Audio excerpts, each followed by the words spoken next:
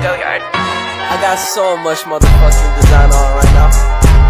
Break it down, bring it back, make it clap. I got 3 old thoughts, new guap, wear that thing. Bitches on my line, and you know they come strapped. Hold up, what it not, 45, stop it, cash right, whoa. How you fucking with these hoes up?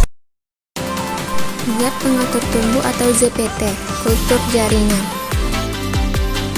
Perkenalkan, nama saya Karmini dengan NIM 12080823041 dari kelas 5B Agroteknologi dengan dosen pengampu Dr. Resmaina SPMSI, Fakultas Pertanian dan Peternakan UIN Suskariau. Baiklah, pada video kali ini saya akan membahas tentang zat pengatur tumbuh atau ZPT yang digunakan dalam kultur jaringan. Zat pengatur tumbuh dalam kultur jaringan. Zat pengatur tumbuh merupakan senyawa organik bukan hara yang dalam jumlah sedikit dapat mendukung dan mengubah proses fisiologi tumbuhan. Fungsi ZPT tersebut adalah untuk merangsang pertumbuhan morfogenesis dalam kultur sel, jaringan, organ. Gunawan 1987. ZPT yang banyak digunakan dalam kultur jaringan adalah auksin dan sitokinin, yaitu jenis zat pengatur tumbuh dalam kultur jaringan. Dalam kultur jaringan, zat pengatur tumbuh sangat menentukan keberhasilan kultur. Faktor yang perlu diperhatikan dalam penggunaan ZPT adalah konsentrasi, urutan penggunaan dan periode masa induksi dalam kultur tertentu. Jenis yang sering digunakan adalah golongan auksin seperti indol acetic acid atau IAA, naphthalene acetic acid atau NAA, 2,4-D, CPA, dan IBA. Golongan sitokinin seperti kinetin, benzyl adenin atau BA, 2I, P-zeatin, tidiazuron, dan PBA. Golongan giberelin seperti GA3.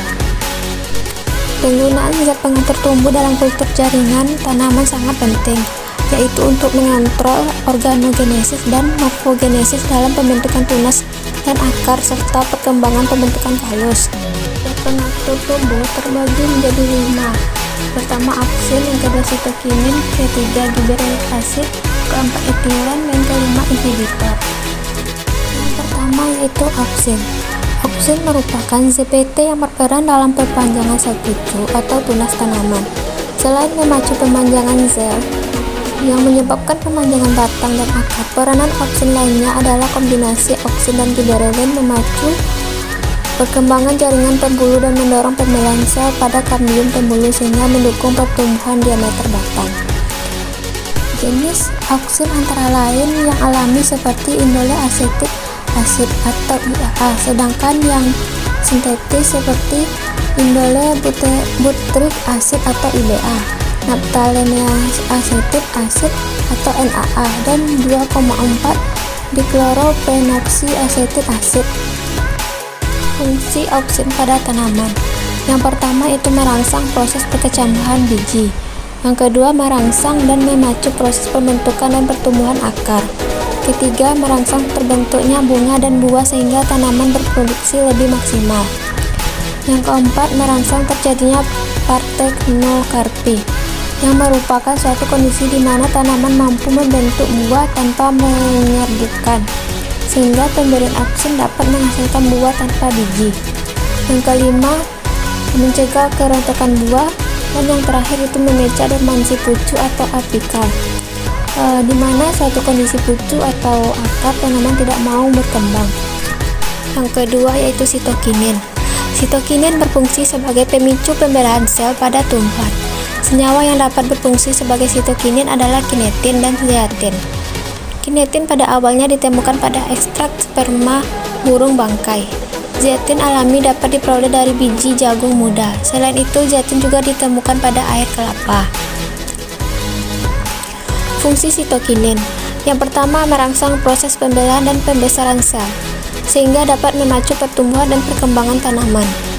Yang kedua, merangsang proses perkecambahan biji.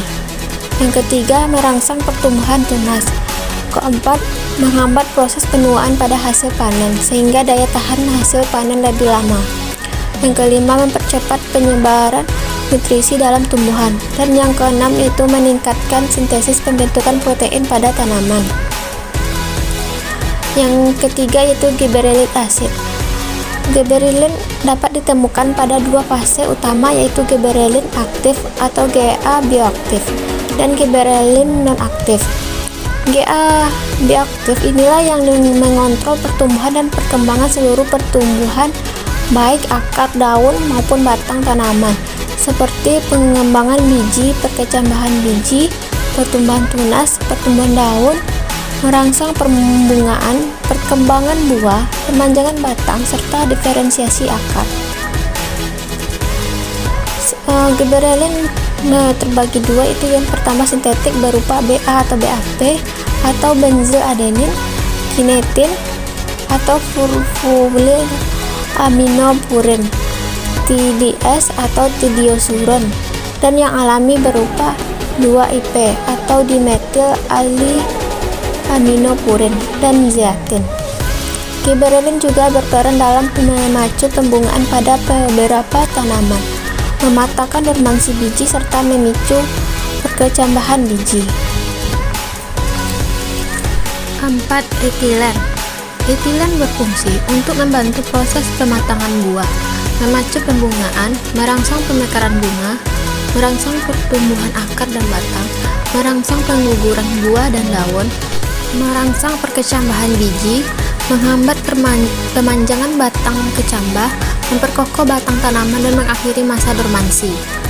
Peran etilen yaitu yang pertama induksi pembungaan, kedua induksi pematangan buah, ketiga merangsang penuaan, keempat menyebabkan epinasti daun melengkung ke bawah,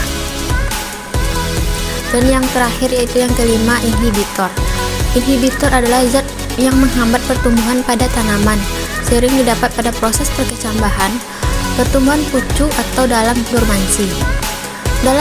Secara alami, inhibitor adalah asam absisat atau ABA yang selanjutnya diproses menjadi metabolit ABA. Inhibitor sintetik yang dibuat untuk menghambat metabolisme atau menunda metabolisme tanaman antara lain MH atau 2-kloroetil amonium klorida, contohnya thiochal, dan kloromekwat, SADH, ansimidol, asam triodobenzoat atau tiba, dan morfacin. Nah, mungkin itu yang dapat saya sampaikan pada video kali ini. Semoga video yang saya sampaikan bermanfaat. Terima kasih atas perhatiannya dan terima kasih telah menonton.